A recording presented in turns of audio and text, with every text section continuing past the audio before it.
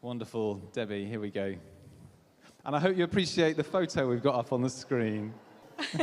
That was my very first wedding. Do you know, I was going to mention that. Yeah. I don't know if I caused you one of the most stressful moments at church You here. did. You absolutely did. It was your first wedding, and I think there were 20 members of clergy in the building, There including, I don't know how many bishops, but a few, possibly. Anyway. Yeah, absolutely. 400 people, about 20 clergy. My only thought was, if I make a mess of it, someone will tell me and come up and sort it, so that you would be legally married. For those who don't know you, Debbie, do you want to just introduce yourself and say what your role was here and kind of when that was? Okay, so we arrived in 1998. We moved to Guildford with Paul's job. He teaches at Surrey University, still does. And we arrived with a 2-year-old and a 4.5-year-old. Tom's here tonight, and he is coming up for 30. So that's how long we've been around. And Tom and Annabelle have come back here, which is just amazing, which is really good.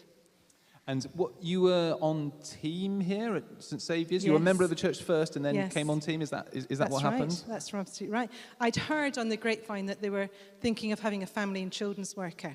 That was not part of my plan at all. I was really happy. I was at home looking after the boys, doing lots of really good voluntary work.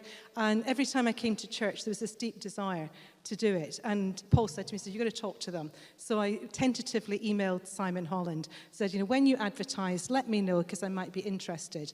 He phoned and said, come and see us tomorrow. And Simon and Andy interviewed me. David Bracewell was on sabbatical in Australia. They decided to appoint me and then had to check it with David. So Andy did appoint me. So children and families worker, and then I think you became an ordinand here, or was that at the same time? Yeah. So I was family and children's worker, became an ordinand, and then became discipleship pastor, and then I was the curate. Fantastic. Yeah. Earlier we heard how youth pastors can become bishops. So I was wondering what the chances are of youth and children workers and curates becoming bishops if they've been on the staff here at St Saviour's. Yeah, most definitely. Yeah? Yeah, most definitely. Okay, great.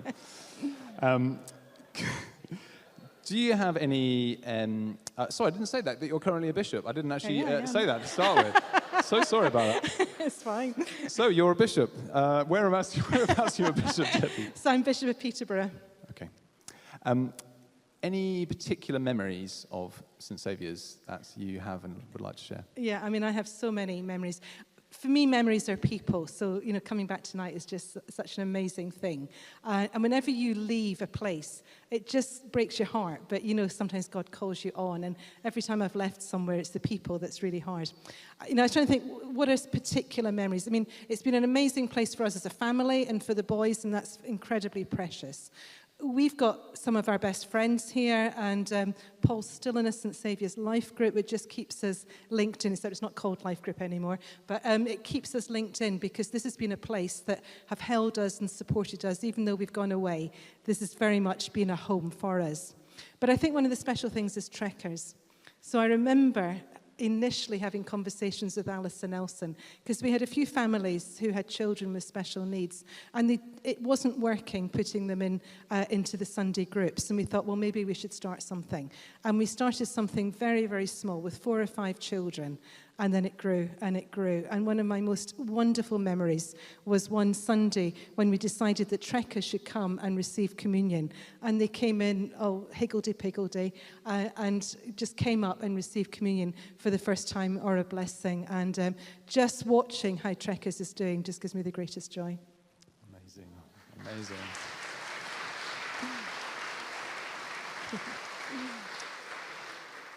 It's absolutely wonderful to have trekkers running here at the church. It really is. And to know it's been happening for so long, and with your kind of leadership and input into it, thank you so much for that. You're very welcome. I did talk to Tom before, okay. And he said that you used to wear some rather ridiculous outfits for various holiday clubs in the summer. Yeah. So if you'd like to turn your eyes to the screen... This is all Graham Varley's fault. You'll be pleased to know that Tom couldn't find any of the photos. Okay. you have to ask Ed what song he did. Okay, all right, I will do. Is there anything that you're particularly grateful to God for St Saviour's? I mean, I have to say it was the place that nurtured my calling. My dad was ordained. I never thought I would be ordained. And this is a place where I sensed God calling me. And all the way you've been there and allowed me to make lots and lots of mistakes. You have been so gracious. And I think that's one of the joys, is just calling out leadership and giving people opportunities and seeing what happens. And my curacy was interesting. David was wonderful. He wasn't the best training incumbent. And he'd come to me sometimes and say, have you done a funeral yet, Debbie? He said, yeah, I've done 3, David. So, there wasn't a sense of being trained into things, but all the time, he had such wisdom. And I often, once I was in parish ministry, I'd often think, what would David have done in this situation? Because he is so wise, and he nurtured so many calls and just let us go, which is wonderful. It's so good to have David with us on the live stream as well. Yeah.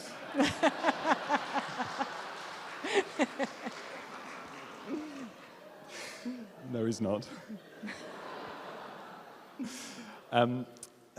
Debbie, one of my memories is that actually at our wedding, Anna brought along a lot of her work colleagues who would never usually go to church, and a load of them came along. And Anna said to me that when we got back from honeymoon, a load of them said to her, "Who was that amazing lady vicar who is leading your service? And if she's there leading lots on a Sunday, we'd love to come along and hear her more."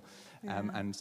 I know I've just heard so many stories of the way that you led here and nurtured so many people and inputted into so many people's lives. And again, as with Andy, I know there are lots of people here who were just so fortunate to have you leading them and pastoring them and nurturing them. So again, on behalf of me and St Saviour's, a massive thank you for all that you inputted into here. So Thank you so much. Thank you. Debbie Sellin, everybody.